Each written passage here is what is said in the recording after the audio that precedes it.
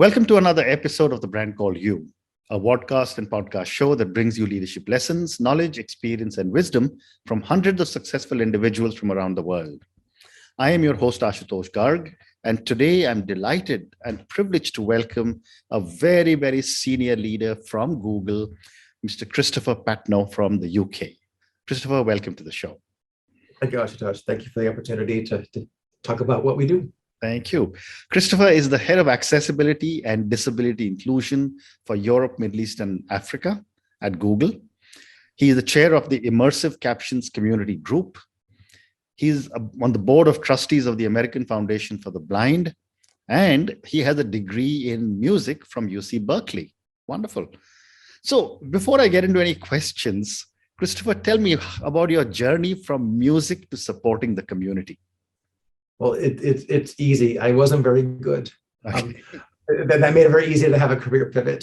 I studied classical music at UC Berkeley. I had the ambition of being an opera singer, and didn't have what it took. And I just had the epiphany in my mid-20s in 1995. So I'm totally dating myself about what was possible for a career in music at the same time when the PCs just started taking off with Windows 95. And after a couple of years, I found myself at Apple and it was there for 10 years. I worked on the first iTunes. I worked on the first iPod, the G4 towers, G5 towers, Final Cut Studio. I then left Apple, went to Sony Ericsson and made phones for a couple of years, Disney and made games for a couple of years. And I've been at Google now for 10 years this coming April. Wow. Wow. What an amazing journey. So let's talk accessibility and disability. It's a topic that is talked about all over the world now, and corporations like Google are doing some amazing work with people like you in the lead. Tell me how you address this subject. You have to start from a perspective of realizing it's not about you. So sort of a core of humility that you can't, someone who's fully abled can't understand the nature of the need of someone with a disability. I sometimes say tongue in cheek that empathy is the enemy when you get deep enough. Right. So a designer will have a sense there's a problem here, but they won't know what the problem is or what the solution is. So you actually want to work with people in the community you're trying to solve, whether the problem is you're trying to solve. Because by working with someone who's blind, for example, they can tell you exactly what the problem is, and they can probably give you a good sense of what a solution would be that works. And then they can validate for you that what you've designed and built actually meets the need. So the most important thing that you do is work with the people you're trying to support. Amazing. Amazing. And what have been some of your challenges as you've built this amazing portfolio of services to people for accessibility and inclusion? The challenges are many. It's both technological and people. And in any organization, there's sort of three phases of inclusion that I think about. So what is it? Like when I started in accessibility, I was at Google. So all those other things, the years at Apple and Sony and Disney, I'd never heard of accessibility. I never thought about it. It wasn't until my own product was presented to me as being inaccessible that I realized what it meant. Someone came into my meeting and I heard button, button, button, button. I asked, what's that? And she said, this is Google Play for someone who's blind. Well, that's stupid. How do they use it? And she said, well, that's why I'm here. So it is an awareness first. So what is it? And then why now? I have so many things that are important. Why do I have to do this as opposed to something else? So the prioritization aspect of it. And then when it gets to be fun is how do we do it better? How do we make it easier? How do we make it faster? How do we make it more robust? So the people aspect is that sort of three phase. What is it? Why is it? And then how do we do it better? But then there's the problem of technology. The technology will always be evolving over time. 10 years ago, you didn't have the AI and machine learning solutions that we have today. In 10 years from now, we're going to have a whole new generation of wearables, and the nature of technology and solutions are going to evolve. So you're never done. There's always the evolution of technology over time. Fascinating. And I'm only an observer from outside on a lot of the challenges that we face, but DEI is something which is now being talked about in every large corporation in every country. Mhm.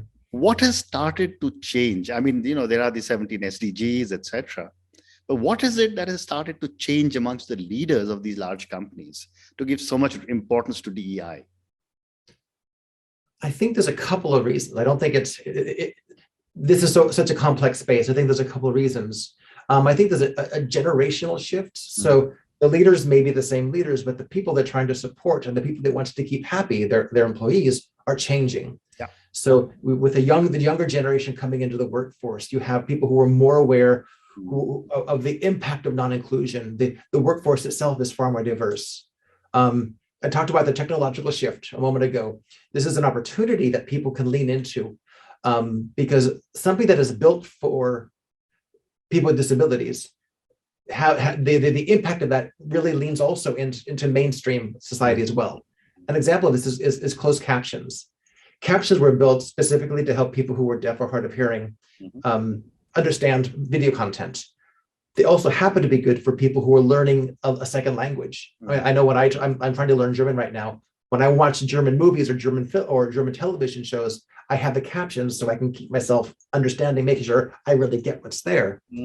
But then again, you take a look at the world now, and most people will use captions if they're on a bus, in a library, or people just get used to having captions because sometimes the mix of a piece of video is bad. So something that was designed for people with disabilities impact and change the world for people without disabilities without even realizing where it came from.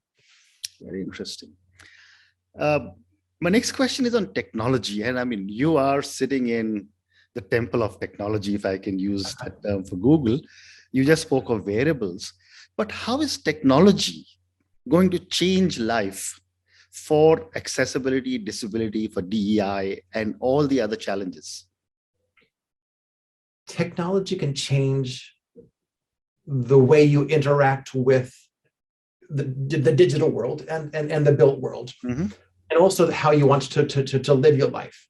I think, sort of leaning a little bit into the last question, I think one of the most interesting things that happened in terms of accessibility specifically was when Microsoft released their Xbox adaptive controller. I mean, it's interesting to talk about how a piece of technology can change an entire industry, but here is one of the largest companies in the world building a piece of technology to help people with disabilities play games. And not only did they do that, they put it on the US Super Bowl. They did a Super Bowl ad. And from that point on, it made it okay for companies to talk about accessibility, because if Microsoft's doing it, they must see something that I don't. Okay. So for me, that's an important part of how how technology can change a conversation. But the technology itself can change people's lives. Captions can make it possible for someone not just to watch a video on YouTube, but also if you caption the conversation, someone can have a phone call with a family member, because they can read the captions, and if they're verbal, they can talk back, and they have a regular phone call. Or there's for someone who is blind or low vision, you can use these technologies to read text around you. So we now have the ability for text in the real world to be presented to someone who wouldn't be able to consume it otherwise. So there's so many different ways in which technology can empower someone to consume information either in the built or the real world. I was talking to somebody and they were telling me that the metaverse will really empower people who are blind or deaf, because now their reality self, or the avatar in the metaverse, will be interacting with them, and tools will be available for them to see or hear using their images. This is something that I work on. This is something that I work on outside of Google. This is something I'm deeply passionate about. Okay. I'm chair of a group with the W3C on immersive captions, and we are trying to understand what does it mean to have captions in 360. So we're about to publish a paper on captions for 360 video. Like how do you know when someone's talking behind you, and how do you know where they are, and is important. So we have about 18 people of the community, and technologists and advocates, and had a wonderful 2-year research project that we're just about to publish. Our next thing is, how do you have people who are deaf or hard of hearing interact with people when sign language isn't an option? Because right now sign language still isn't possible, and many people don't speak sign. So how do you interact in real time? How do you have a private conversation between two people who are signing? Or how do you have someone who is deaf talk to someone? So typing is probably a little slow. So understanding these interactions is a really exciting part of the metaverse. How do you create the opportunity for people to work and do these things that you mentioned? Fascinating, so fascinating. But now let me, Christopher, bring you back to the real world. To the region of Europe, Middle East, and in Africa that you live in, and I live in Asia. Challenges of accessibility and disability are still real and being faced by a lot of people across the world. I'd love to get your perspective on how can societies remove their biases, and what should societies do for inclusion?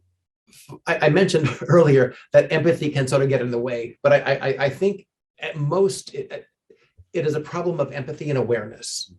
I think what people, there's still a stigma towards disability. So people feel like they need to hide the person with a disability because it is in some cases, some tribes in Africa believe it's a curse on you and your family if you have a child with disabilities. I'm sure this is true other places as well. This is incorrect, but it's very difficult to sort of change that kind of perspective. So bringing people with disabilities out into the open, having people realize that the disability isn't the impairment, they're separate. Someone could have a physical impairment, say they're blind or they're deaf, but they function just fine until they run into something that was designed without disability in mind. So someone in a wheelchair is just fine on the ground until you hit a curb that doesn't have a curb cut. So the disability isn't the person, it's the society, it's that curb without the curb cut. That's actually what the disability is. So having the awareness that a person with a disability is a whole person with talent and abilities, they can work, they can love, they can have a completely fruitful life, as long as they have the ability to have an accommodation for those things that they cannot do. That is, for me, the crux of it. It's an awareness thing. We need to make people realize there's nothing wrong with it. It's just something you need to accommodate. What a great answer. And coming now closer to home at Google, how do you either mandate, or how do you select or ensure that at the workplace, people who come with disabilities are welcomed? And what kind of counseling would you provide to the people they're going to work with and to them? One of the parts of my job is to make that Google is a place where people with disabilities can thrive. And this is a reflection of the entire process. From interviews, we want to make sure that our interviews are inclusive. So if you need an interpreter, you have access to an interpreter. If you need a captioner, you have access to a captioner, or whatever you need to have a thoughtful and rewarding interview process. We want to have that done. We have a spectacular ERG, or employee resource group.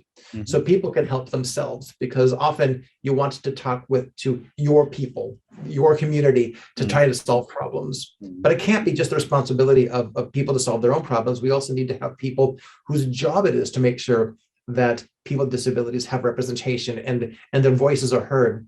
So over the past years, we have people now in hiring, we have people in equity, we have people in real estate, to take a look at our systems to make sure that anything that is legacy is updated, and anything new is done with thought of people with disabilities. And then we also take this into procurement. So any third-party application that we buy, we make it an expectation that it is accessible. And we work with these companies where it's not, to give us a path towards that kind of inclusivity in terms of the applications, and also for the tools we build ourselves. We have this expectation that these things are going to be accessible. And if they're not, what's the path that gets you there? Amazing, amazing. A little earlier, you mentioned that the younger generation of people who are joining companies like Google are beginning to make a change. I'd love to get your perspective on how are the millennials and Gen Zs who are joining Google, how are they changing attitudes towards accessibility and disability? It's really fun. They just expect it and Mm-hmm. get angry, not angry, but express discontent when their expectations aren't met. Mm-hmm. I mean, I've got a son who's 18 years old. He's in college and he's got the biggest heart of anyone I could ever know. His expectation is that, of course, it's going to work. Yeah. Why shouldn't it? And I love that expectation that society is what it could be, not what it is. And then they want, but they're not going to just yell and scream. They're actually going to work and contribute and volunteer and lean in to making the problem better. So at Google, we have this really cool thing called a 20% role. And you can volunteer part of your time, that's part of your job, to improve something, to work on something you find interesting. And we have hundreds of people at Google who volunteer their time to work on disability inclusion and accessibility projects because they just expect it to work. And when it doesn't happen, they're willing to step up and do something about it. Wow. So, Christopher, I'm going to move to another passion of yours, which is, and I don't understand what this is, but you'll have to explain it to me, which is accessibility at the intersection of immersive technology, augmented reality, virtual reality, and consumer hardware. Tell me what you do and give me some examples or anecdotes. Yeah, so the metaverse is probably the prime example of immersive technologies. Mm-hmm. So it is, you have this thing on your head, a head-mounted display, and everything around you is virtually created. Mm-hmm. What's interesting to me, and the insight that I have, is what you need to describe the world virtual will have a direct line and a direct experiential, it'll be the same experience as describing the real world. Mm-hmm. In virtual reality, you create it, you model it, you provide metadata. So there is a whiteboard right here. It is 3 feet by 3 feet, or a meter and a half by meter and a half now that I'm in the UK, and it has certain properties. So when someone who's blind wants to understand what's in a room, there's a couple different interaction models. One is sort of like a flashlight mode where tell me what this is, or there's more of a passive understanding where we need to come up with algorithms that will describe the world when it's most relevant. So if it doesn't matter that it's there, maybe they won't tell you. But if something changes, they will. So this ability to describe the world in a passive way in virtual reality will lead directly to the wearables future, where you have cameras and 5G and the ability to describe the actual world. How you interact with the real world is a direct result in interaction of what we get to understand and develop now today in the virtual world. And my next question on this is, I'm going to ask you to wear or look at a crystal ball and look ahead. What, in your opinion, is the stage at which we are at for all these new technologies? Because for the average human being like me, the technology seems to be changing every day. So where are we in the life cycle of a lot of these technologies? It's kind of like the ocean. There's certain waves that will just go up and die down, and certain waves will have more momentum and be able to pick up speed, and other waves will come together and create something even larger. I think technology is one of these things where there'll be cool things that come and go. There'll be other things that sort of build momentum, and other waves will come towards it. I see this. I see AR, or augmented reality, as the result of many of these different waves that come together. It's the wave of virtual reality. It's the wave of 5G for ready and low latency access to data. It's the wave of AI, artificial intelligence, and machine learning and computer vision. The opportunity to profoundly impact the lives of people with disability using augmented reality is profound. And in the same way that a curb cut is profoundly impactful for someone with a wheelchair to go onto a curb, it also helps someone with a baby carriage or luggage. Augmented reality will profoundly impact the lives of people with disabilities, but also make the lives of people without disabilities better. Amazing. So I'm now going to move to the last segment, Christopher, of our conversation. My viewers and listeners love to get to know my guest a little better. So I've got 2 or 3 questions for you, which I say personal questions. Yeah. You already told me about 1 or 2 very interesting milestones, so I won't ask you the question on milestones. But when you look back from where you are, I mean, starting as in music, wanting to be an opera singer, worked for Apple, now with Google, at the cutting edge of technology, doing things which are impacting the lives of so many different people, what does success mean to Christopher? Success for me is just knowing that by doing what I do well, talking to wonderful people like you, lecturing on inclusion, I might inspire people to want to make the world better. And if I can inspire one person and they can inspire 2 people and they can inspire 4 people, my impact can grow, and the world will never know my name. And I'm totally fine with that. But if I know that I've helped the lives of people, I've helped inspire people to help the lives of people, that's success. Amazing. And my last question to you, and this is for the many, many people who will listen to our conversation. As a senior Google leader, what would your advice be to a young individual who's starting off on her or his journey in the corporate world? Listen to your heart, follow the things that are most interesting, because you're never going to understand what the path is to where you are. I studied music. I fell into technology. My product sucked in terms of accessibility, and I decided to do something about it. Each of these led me to that next part. There's a rabbit hole that I followed that taught me magic. And the things that I do can create magic because I didn't have a pro and con list. It's an intuitive path that I've followed. If you go too pro and con, if your life becomes too transactional, you're going to miss that opportunity because your heart is saying, go for it. And just follow your heart, I guess, is probably the best way to do it. Amazing. Christopher, on that note, thank you so much for speaking to me. Thank you for talking to me at such length about the amazing policies and practices you follow at Google for accessibility and disability inclusion. Thank you for talking to me so much about what you're doing in technology. And thank you for talking to me about your personal passion, which is on accessibility at the intersection of immersive technologies. Thank you again and good luck. My pleasure. I had a lovely time. Thank you very much. Thank you. Thank you for listening to the Brand Called You videocast and podcast, a platform that brings you knowledge, experience, and wisdom of hundreds of successful individuals from around the world. Do visit our website www.tbcy.in to watch and listen to the stories of many more individuals. You can also follow us on YouTube, Facebook, Instagram, and Twitter. Just search for the Brand Called You.